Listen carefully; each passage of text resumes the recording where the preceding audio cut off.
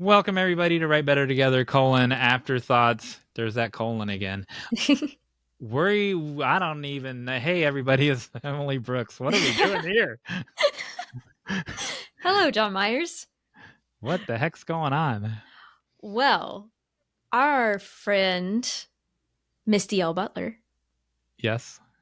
made a video reacting to our video, Yes. and we're going to react to her video because We're reacting to a reaction video? she asks us several good questions, and so we're going to respond to them. Alrighty. So I will now press the button. Hey everyone, it's Misty with Write Better Together. I am currently in my music studio in Bowling Green, Kentucky, where I teach piano and ukulele lessons. So listen closely. You might hear the sound of little students' voices or the plunks of some instruments. So we have got to tune in to the Write Better Together podcast to hear what John Myers and Emily have to tell us because they've had something up their sleeve. So would love to see what their announcement is. And since I don't have the best technology set up at this time, we're going to go old school and just watch it together from my iPad. This technology is just fine. Hey everybody, it's John Myers. My gosh. Write Better Together. Look, there's too many of us. Hello, John Myers. I've seen this before. Whatever you're watching.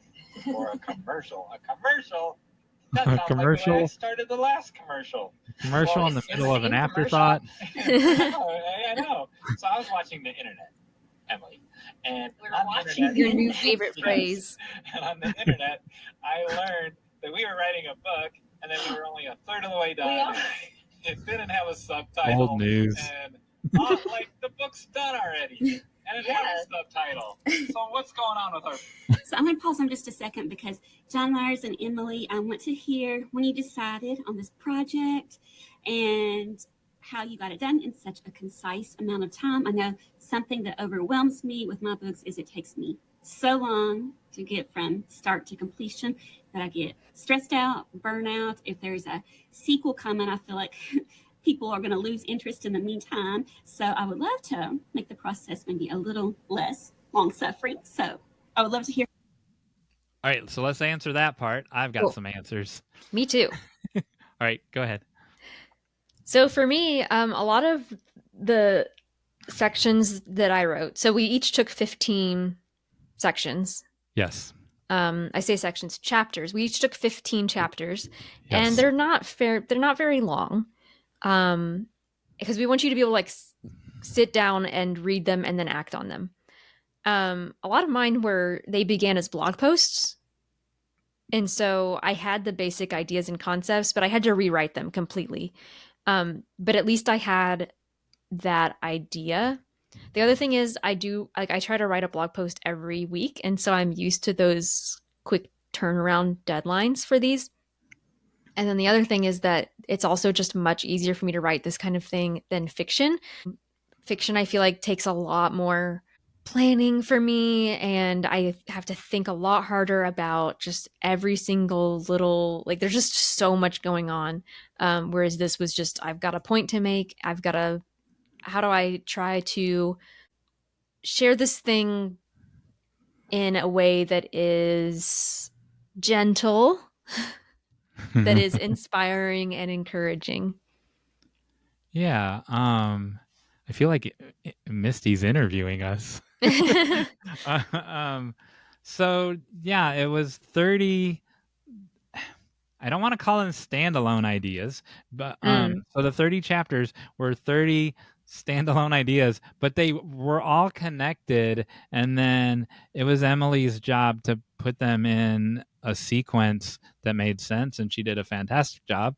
And so there's a flow, and there's a beginning and a middle of an end, but my target or my objective was you could sit down, pick it up, and because some days you're not experiencing this phenomenon, you're experiencing a different phenomenon, and you could pick it up and find the thing that spoke to you on that particular day. Sometimes you just need a little inspiration, and you're going to randomly open it, like when you randomly open a Bible. You just randomly open it, and hopefully it'll be something that will inspire you. So in terms of the time, I had none of it was pre-written, and we had a list. We had an outline of Mhm. ideas from Emily, and but I would say I only used about half of those, and then the other half were brand new. That because I was writing about this thing over here, and I'm like, oh, you know what? A good chapter would be this other thing over here. Mhm. And then the last question we didn't answer of hers was, how long did it take from beginning, Oh, from yeah. conception of the very idea to getting it done? And I I don't know when we started. I know none Oh, of this goodness. existed. The podcasting community, none of this existed the first week of February Yeah. because I got back from my dad's funeral, and our first episode was in March, and then later a book came. I think we got the majority of it written in June. Okay, Is that accurate? I'm sure I know that for me, I practice the time blocking thing that we learned from Sarah Weigel in our episode with her, you do. on mindfulness and productivity. And so I would try to write a section every day. And I did that for 15 days basically. But then some days I was like really excited and I would write more than one. And then other days I was busy and I wouldn't write one. Yeah, I did all mine at night. Normally from 9 till 3 in the morning. Normally a couple of nights I got excited, and the sun came up and I was still doing. I'm not as fast a typer as Emily is, so I'm still on but it was like the second one, or I had two and a Mm-hmm. half done in the course of a night. And then the other thing is I want to address what she said about, well, there's so much time, like in her case where she's writing a sequel and she thinks that people will lose interest. that's Mm. that's not a that's I want to alleviate that concern. There are more people who find, because you're a better marketer, the more experienced you get, and so there are more people that find your third book and your fourth book, and then they go Yeah. back and get your other books. So there's a little bit of people that read your first one and they're waiting for the second one, but there's exponentially more who discovered you on book 2 or book 3 or book 4 and then go backwards and buy your back catalog. So that's not a thing to worry about. Yeah, just don't be George R.R. Martin or Patrick Rothfuss. Be a Brandon Sanderson. Not really. None of us can be Brandon Sanderson. It's fine. Be your be yourself, Misty. Yourself. Be Right? yourself. You don't have to worry about people forgetting you, because Yeah, you have a bigger audience that does every reader in the world know who you are yet? Nope. And so you have a bigger audience who doesn't know who you are yet, I think and that's then a they'll go great back and point. buy your old books.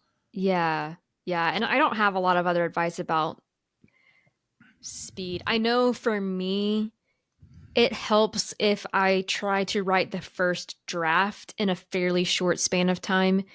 The times when I've been able to do that, it's been great. And I feel like I can just focus on the book and get it done.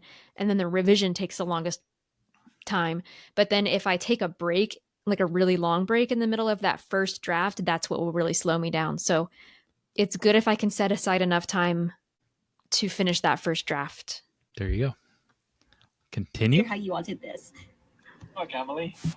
So our book, you probably already know about it, is called Write Anyway. Oh, yeah. Colon. Oh, there's a colon again. It's so gross when you say colon in the middle of it. I agree.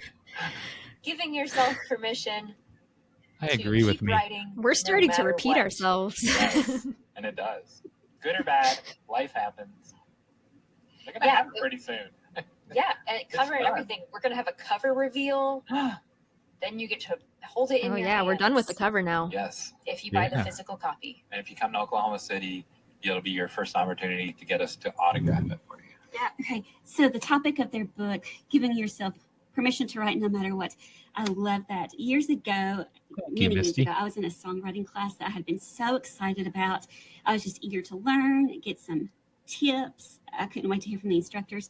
Pretty much the entire class was the instructors telling us over and over and preaching it to us that our songs are probably terrible. We shouldn't let anyone hear them. We probably should just go home, go back to school or whatever. And maybe it was just some tough love, but it was very discouraging. And at the end of the class, when they asked, so who thinks somebody should hear your song? Who thinks your songs are any good? Like nobody obviously raised their hand. It was very discouraging. So I love the concept of giving yourself permission to write, whether you think it's good or bad, whether the reader thinks it's good or bad. So sounds like they're going to be at a conference in Oklahoma City. Let's listen up to this. We mentioned the. Wait, I want to respond to that. Yeah. That's horrifying to me. Yeah. That's totally opposite to our ethos here. And you're supposed to, teacher, you're supposed to inspire the people in the room, not make them afraid to talk. And why are you, as the teacher, what's your motivation to teach at all if you're just there to tell your students that they're not going to make it? It's not tough love. It's like, hey, look at me. You can't do what I do.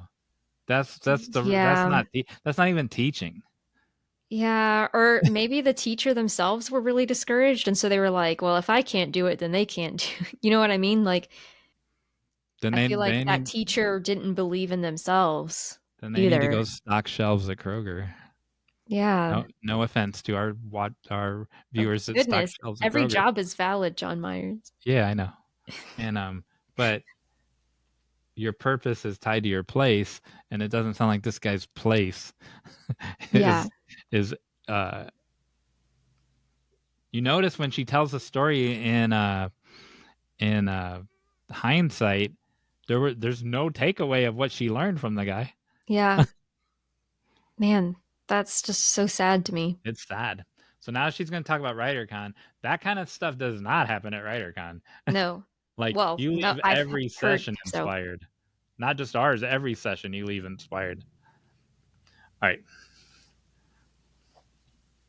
We're going to be at a writing conference in Oklahoma City, August 30th through September 2nd. Teaching a master class. So, keep an eye out because it'll be there soon. It'll be in the world. Out of its bubble. Our book is coming out of its bubble. We'll have a new segment every week. Book, how did you get out of your bubble? We're so funny.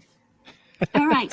So, Oklahoma City Writing Conference. Are any of y'all going? We are. Wish I was able to go. We wish so too. I love writing and I love interacting with people, but I have never been out west at all. I've been on several trips of the southeastern United States, a little bit up north. I have only been as far west as Murray, Kentucky. So how sad is that? I've got to get past the Mississippi River. So comment below, do you have any conferences coming up that you're going to? Also comment, how long does it take you to complete a project, whether it's a book, a poem, or whatever you're working on?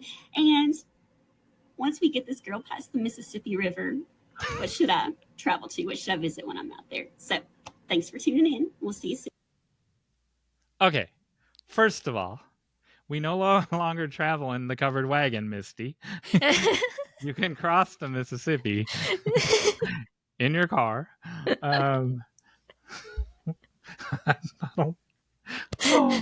Bless her heart. I don't know what to say about that.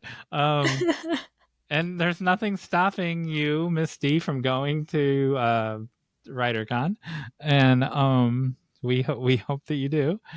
And what do you want to say, Emily? We're also going to be attending Writer Fest, which we talked like about. To learn from things. Yeah, I'm super excited about that. That's going to be in Nashville, so that's another conference to have on the radar. It's for because it's in Nashville, there's a lot of songwriters there, Misty. Also, the first time I went out west, my family did a 10-day road trip to the Grand Canyon and back, with a side mission to New Mexico to pick up my sister. And but the first stop we did was Wait, you picked up your sister out of the Grand Canyon? We picked her up out of New Mexico. Oh, okay. And went to Carlsbad Caverns, and it was awesome. This is a trip. This is a trip that has many stories. But one of the first stops we did was Hot Springs, Arkansas. So that might be a reasonable place to visit, perhaps. It's nice. It's cool. It's kind of like our version of Bath in England. I've been there. It's very cool. I would suggest, because she says, what should this girl do when she cry? I say she should perform in Vegas. Wow. Because why not just think big? And just like there's open mic place, there's a million piano bars that she could perform in where there's open piano, whatever, I don't know what that's called, open mic for piano players. Yeah, and we talk about things like that with my dad, Dean Deal, yeah, in his exactly. episode that is not out yet. True. So that's what she should do. She should go on her way to Vegas. She should stop at Hot Springs, get refreshed, pick up your sister out of the Grand Canyon, and then continue on to Vegas. There you go. There you go. Thank Misty. you, Misty. Thank you. We couldn't have done it without her. Nope. Couldn't have done it without her.